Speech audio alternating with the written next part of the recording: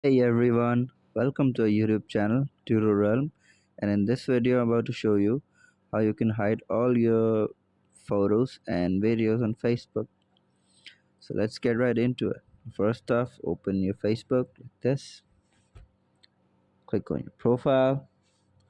Next to edit profile, three dots right here, activity log. Now you're gonna click on your activity across Facebook. Okay, let's click on manage posts. Okay, this might take a while as I have a lot of posts.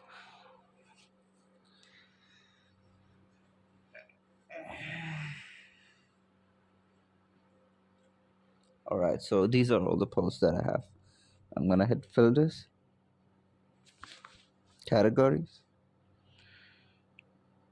Okay,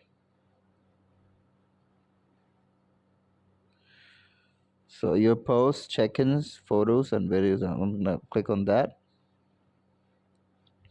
So as you can see, these are all the posts and my videos. So if I ever do click on all, and next to trash, if I click on these three little dots and I change its audience, change audience.